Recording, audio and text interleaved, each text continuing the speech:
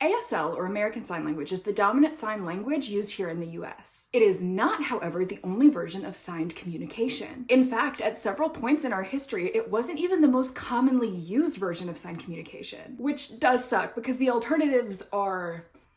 I'll just come out and say it, they're worse. Now, for the purposes of making this video efficient and engaging, I'm gonna go over some disclaimers real quick. First, I am specifically talking about the United States. Canada uses ASL, but they also mix in French Sign Language, and the UK has their own sign languages and systems that function super differently. So just to be clear, I am not talking about them. 2. My channel is first and foremost geared towards the curious. I'd venture a guess that most of you watching this video have never attended an ASL linguistics lecture in your life, and that's awesome. I'm here to be your introduction. It's one of my favorite things in the world. But it also means that the handful of you that are here for a PhD level dissertation are about to be sorely disappointed. And that means you must be new here, so let me introduce myself. Hi, I'm Paris. I'm a queer deaf autistic artist, and my whole thing is breaking down complex topics in a way that's accessible to people with no prior experience. So that thing that you're about to comment that I left out, don't bother, I know. That's just not the point of the video, and the video probably isn't for you. 3. We do not criticize the deaf people who use these systems. Most learn them at the earliest stages of their development, and it has impacted the way they move and interact with the world their entire lives. Some people who grew up using Sign Deaf English, for example, have been really successful and still use it to this day. I've gotten comments asking about cued speech, and I will not be going over that today. It's highly controversial, but I'm not particularly well versed, and I have friends who use it to this day and credit it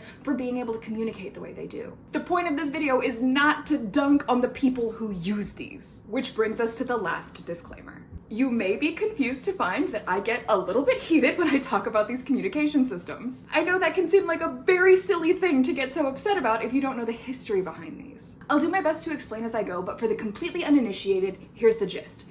You do not know what has been historically denied to the deaf community. 19th century deaf schools beat children who signed to force them into fully relying on lip reading and speech therapy. ASL is structured to make sense to a deaf mind. It is the inherent native language to any child who is born deaf in America. And hearing people to this day deny them that in favor of forcing assimilation as quickly as possible. So instead of having a native language that allows them to meet their cognitive developmental milestones and then learning to assimilate from there, they're essentially thrown to the wolves and then shamed for not knowing how to hunt. The average hearing kindergartner knows about 4,000 to 5,000 words. Deaf children with access to ASL pretty closely match their peers, knowing about 2,000 to 3,000 signed concepts. And that's just because English has a lot of extraneous words that don't exist in ASL, like is and the. But the average deaf kindergartner who has grown up without access to sign language enters school knowing 80 words. And that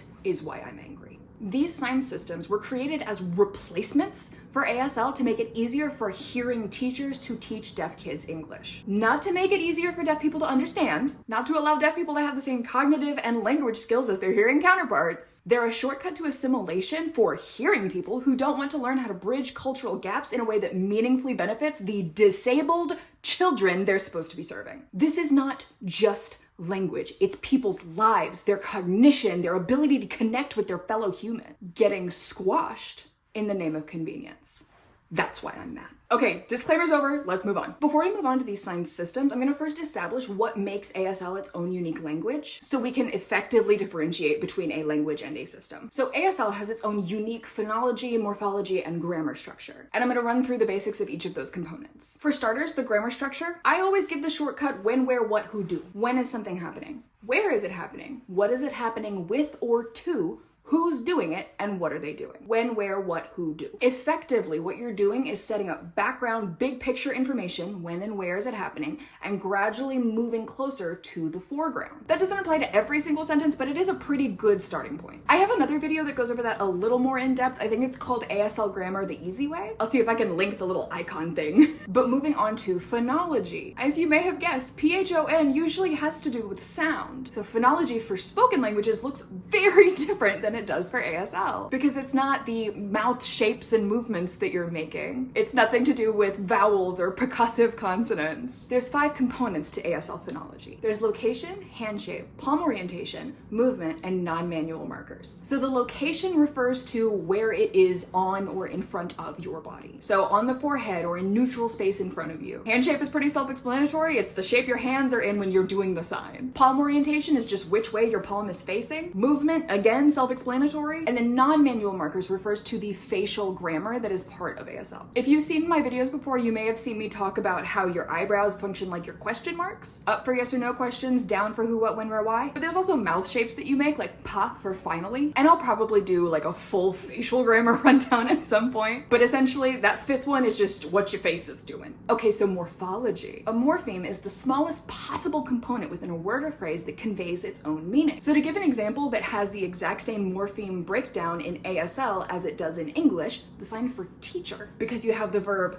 teach, both in English and ASL, and then adding that ER at the end denotes that it's a person doing that action. Just like with the sign for teacher, you say teach person. But sign languages are really unique in how they break down morphemes. Because in English, you'll have like the prefix as a morpheme, the root word, and then the suffix. Whereas ASL, one sign, just one, can have several overlapping morphemes. For example, this is the sign for sit, but if I sign it like this, it means sitting for a long time and not happy about it. You have the verb itself, a movement which implies it is lasting, and then a facial expression that implies I'm not happy about it. That's 3 morphemes in one sign happening exactly simultaneously. And that's as far as I'm gonna get right now, because we'll be talking about morphemes a bunch later. I get this weird gotcha comment on a lot of my sign system videos, because ASL has a finger-spelled alphabet, and therefore it does rely at least a little bit on English, right? Kind of. And I understand the confusion. However, a much better way of looking at it is that ASL is technically a Creole. It takes in components of other languages. Half of its vocabulary is French Sign Language. Another huge chunk is based on Indigenous sign languages within the US. And whatever's left is just changes that have happened over time. And because the American deaf population is forced to cohabitate with English-speaking Americans, it behooves them to borrow from English. Somebody living in Montreal, for example, just because they're used to incorporating individual vocabulary words from French into their spoken English does not mean that they're not an English speaker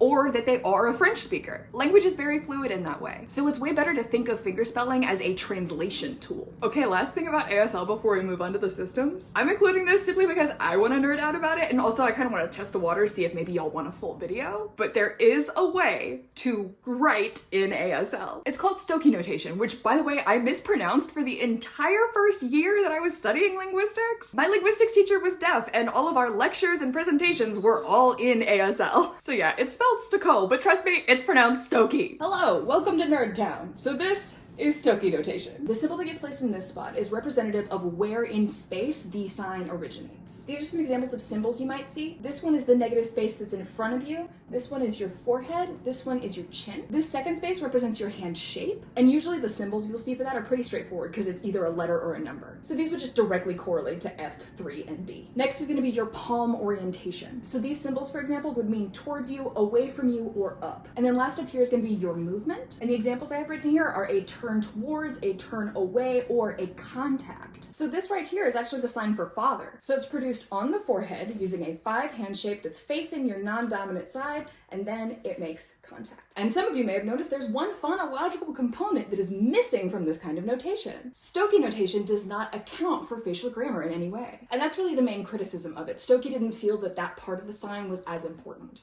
Okay, let's talk about signed exact English. I've seen people say that signed exact English, or C, is word for word English using hands. But strictly speaking, that's not even true. It's actually morpheme for morpheme. So you remember we talked about in ASL, morphemes are simultaneous. You can inject meaning into a single sign by changing how you sign it. C removes that ability. So in C, we add back in things like prefixes, suffixes, and root words, which is how we get signs like ing. And of course, it wouldn't be true English unless we added in a whole bunch of words that no one needs, like a or the. So in ASL, if you're talking about going to the store, you would say, store I go, because it's when, where, what, who, do, right? The when, the tense is always assumed to be present. So for store I go, you can just leave that out. And then where, who, do, store I go. In signed exact English, we are going to follow the English I am going to the store, morpheme for morpheme. I am going to the store. Another thing that C does is it initializes a lot more signs. You may have noticed I signed I instead of I. ASL doesn't differentiate between I and me. Signed Exact English does. ASL does not have to be verbs like is, was, were. Signed Exact English keeps them in like is and was. And you're going to find that most signs are initialized like that. So on top of using English's grammar structure and the same morphemic breakdown that English has, they also borrow letters from English words as well. And because so many people used signed exact English growing up, those signs kind of bled into ASL, and now there's a big push to get rid of them. So a lot of people sign people with a P, people. And now there's a movement to remove that P and sign people. So it's more like a gesture. Here's a person, there's a person, here's a person, there's a person. It's a way of further reclaiming and then also protecting the independence of ASL. And I think it's gonna be really interesting to see how that changes things over time. So why, oh why, does C exist? Like I said in the intro, it's to make it easier for hearing people to teach deaf kids English without actually having to know ASL or how a deaf brain works cognitively. It starts under the assumption that the deaf child in question is largely going to be relying on speech and their residual hearing. But so many components of it are entirely useless and only serve to confuse a deaf child who's trying to learn language for the first time. English is hard enough to learn when you have a native language to work with. And just because these people are insisting on C being the first thing they teach these children does not mean it is a native language for them. Ask anyone who's been forcibly removed from their own culture. Side note, this video has a bibliography I've linked below, and if you want to see somebody absolutely off the idea of signed exact English, there is a paper on that. Written by people who actively teach using signed exact English. So, you know, definitely the most reliable narrators. So if ASL's over here and signed exact English is over here, PSE, Pidgin Signed English, or CASE, Conceptually Accurate Signed English, is going to be right about in the middle. So PSE and CASE are seen as kind of a compromise. They use ASL signs, so they leave out things like the, ing, is, but they still rely on English word order. So we have the ASL, store I go, signed exact English, I am going to the store, and then PSE, the halfway point, is going to be I go store. And again, these are just the basics. Now I'm gonna say something that's gonna get some people a little mad at me. It is definitely a hot take. The last time I talked about PSE, I got a lot of comments of hearing people who seem to be very relieved because they don't fully understand ASL grammar structure, and so I think it provides some sort of validity to know that there is a signed system that's ASL plus English. And what I have to say about it is don't be so relieved just yet. A ton of deaf people use PSE or CASE, but if you are trying to learn ASL, learn ASL! Please don't get to the system that's used as a compromise within the American education system and decide you're done. You'll still be understood. It's very rare to find a signing deaf American who doesn't understand PSE. But if your goal is to learn a language, learn the language. If anything, this should just provide a little bit of comfort that you're on the right track and will still be able to communicate with deaf people despite not being an expert yet. But it does not mean that there's a new finish line. Now, PSE and CASE actually have very few formal boundaries. Because it exists in the middle of a pre-established spectrum, there's quite a bit of flexibility. So the general rule is going to be ASL signs English word order. But if you remember what we were talking about earlier, ASL allows for simultaneous morphemes, and English, and therefore signed exact English, don't. Because PSE sits in the middle, where it falls on that spectrum really depends on the person. So somebody using PSE might say, I sat for a long time, but they might also say, I sat for a long time. Hey, I'm gonna interrupt myself for just a second here. I'm just popping over here back to my nerd board to remind y'all that I do have a Patreon. Making content like this is my #1 passion in the entire world, and I would love for it to be financially sustainable, but as of right now, it is not, so I'm gonna ask for help. I have my Patreon linked in the description, and I want to let you know there's a free tier. It doesn't have as many perks, but it does mean that you can help me grow my community without necessarily having to contribute financially. Okay, back to the video. So PSE is actually a very diverse single system, but because it's such a large spectrum, it allows for a lot of wiggle room for new signers to still feel comfortable talking to other people. Okay, and now we get into the ones that make me angry. You ever heard of the Rochester Method? You might have heard it from its other name, Visible English. The Rochester Method has you fingerspell every single word. Every word, every prefix, every suffix. So ASL, store I go. Signed exact English, I am going to the store. PSE is gonna be I go store.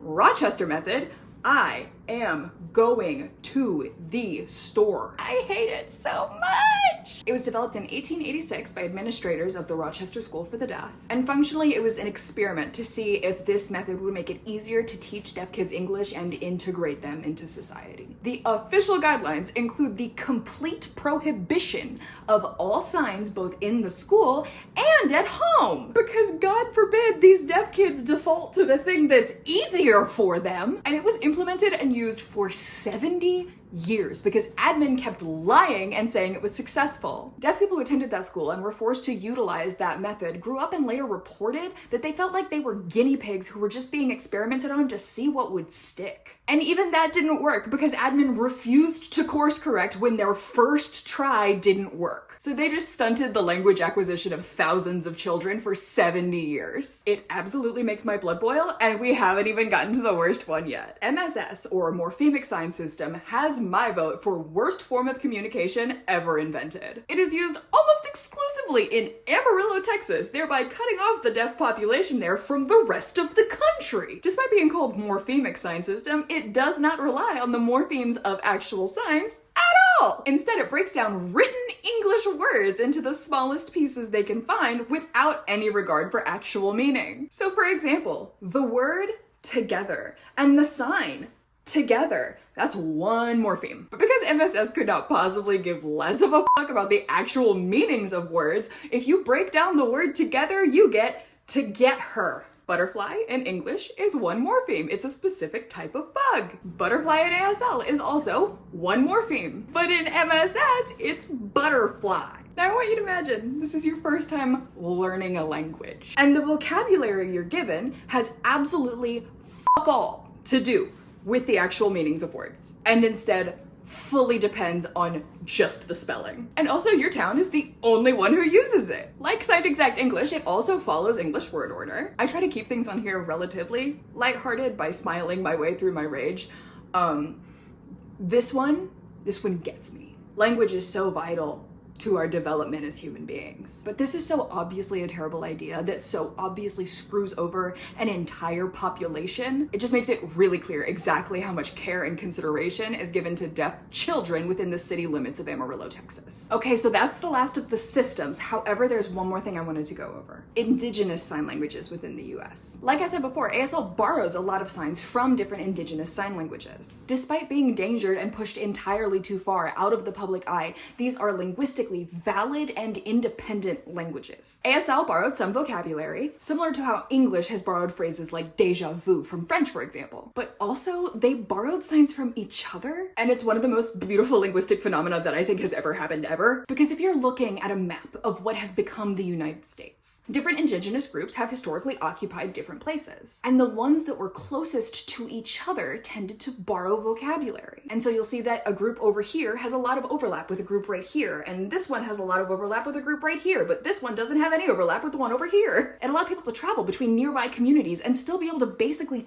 fully understand the people they were talking to. And I wish I could provide more insight than that, but I honestly can't. I simply don't know enough because my education was formal. And these endangered languages have not historically been respected and are therefore fully dependent on the surviving indigenous communities to preserve them. And I may not be qualified to teach about them, but I can sure as hell advocate for them. As of right now, the overlap between ASL and these indigenous languages has barely been studied outside of the indigenous communities to which they are native. And that's horrific because each and every one of these indigenous communities deserves to be credited for their linguistic contributions to what we now know as ASL. If you made it to the end of the video, thank you so much for watching. I know this was a super talk heavy one, so I hope I managed to keep your attention.